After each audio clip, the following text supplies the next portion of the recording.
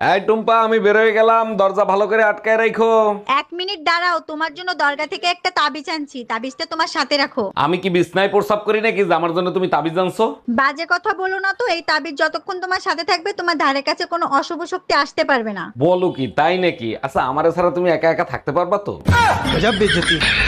অরুণ ভাই, income tax থেকে লোক আসতেছে, আপনার ঘরে কোনো কালাধন থাকলে সরিয়ে ফেলেন। ভাবি, ঘরে তো কোনো কালাধন নাই, এক কাজ করি, আমি ঘরের থেকে পালায়ে যাই। আরে ভাই, আপনার ঘরে যখন কোনো কালাধন নাই তাহলে আপনি কেন পালাবেন? আরে ভাবি, কালাধন তো আমার সাথেই আছে, ওটা যদি নিয়ে যায় তাহলে আমার কি হবে?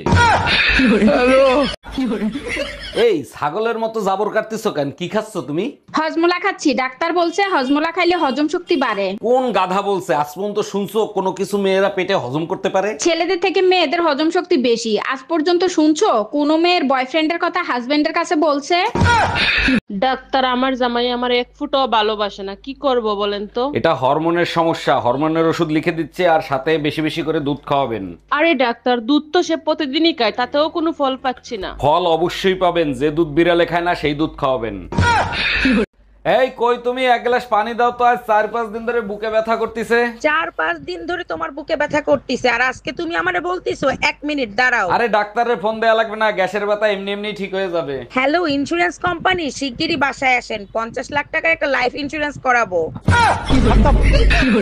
এই, তুমি গেলে দুর্গা বিসর্জন দিতে, মার খেয়ে আসলা কোথা থেকে? পাশের বাড়ির রুম্পা বৌদি আমারে ভুল বুঝে মারছে। এই রুম্পা বৌদি তোমার ভুল বুঝতে মারবে কেন? কি কইছিলা তুমি? বৌদিরে বলছিলাম, ও বৌদি আসেন, খেলাবেন না, সিঁদুরের কথা বলতে ভুলে গেছি। আচ্ছা বলো তো, গার্লফ্রেন্ড বয়ফ্রেন্ডের মাঝে সম্পর্ক কিরকম থাকে? বয়ফ্রেন্ড গার্লফ্রেন্ডের সম্পর্কটা হলো সবসময় একজন আরেকজন আর খেয়াল রাখে। একদম ঠিক বলছো। আর হাজবেন্ড আর ওয়াইফের মধ্যে সম্পর্ক কিরকম? হাজবেন্ড ওয়াইফের সম্পর্ক একেবারে গ্যাস লাইটের মতো, একটু ঘষা লাগলেই আগুন জ্বলে ওঠে। কোথায় যাচ্ছে ঠাকুর? চলে এসো না, একটু গল্প করি। না, গল্প করবে নি, ঘরে গাল দিচ্ছ। ও আমার বোন এসেছিল, গল্প করবে বলে। কোথায় কোথায়? তোমার কাজ এসেছে? কাজ সারা জীবন হবে। কই গো, তুমি জানো গ্রামে চোর বেরিয়ে গিয়েছে? আমার মনে হচ্ছে এই সময় একটা কুকুর পুষতে হবে। কেন, তুমি কোথাও যাবে নাকি? এর আগে 3টা বিয়ে করছো, তারপর আমারে বিয়ে করছো, তারপরও নিজের নির্দোষ দাবি করো। না, আমি নির্দোষ দাবি করতেছি না। আমি যখন জানি, আমি কেন নিজেকে নির্দোষ দাবি করব? আমি দোষী। তাইলে কেন আমারে বিয়ে করছিলা? তখন আমার আবেগে কাজ করছে, বিবেক কাজ করে নাই। রান্না করেছি, খেয়ে দেখ তো কেমন হয়েছে। ছি, ওয়াও।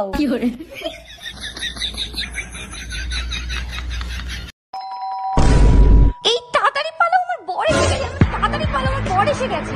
1 মিনিট, তোমার বর তো আমি, তুমি আমাকেই পালাতে বলছো কেন? আচ্ছা, তুই যদি আমারই বর হোস্টেলে পালাচ্ছিলি কেন, বাজে ছেলে একটা? তোমার বয়স কত? 18। মুখ কাছে আনো, কাছে আনো। কোনো চিন্তা করো না, আগামী চাঁদের প্রথম রাইতেই তোমার বিয়ে হয়ে যাবো। হ্যাঁ ম্যাডাম, এবার আপনি বলেন কত টাকা লোন নেবেন আপনি? স্যার, বেশি টাকা লাগবে না, আপাতত 20 লাখ টাকা দিলেই হবে। লোন তো আমি দিয়ে দেবো, কিন্তু ব্যাংকের কাছে কিছু রাখতে হবে। কি রাখবেন আপনি? কিছু থাকলে কি আর লোন নিতে আসি? আপাতত বিশ্বাস জমা রাখেন।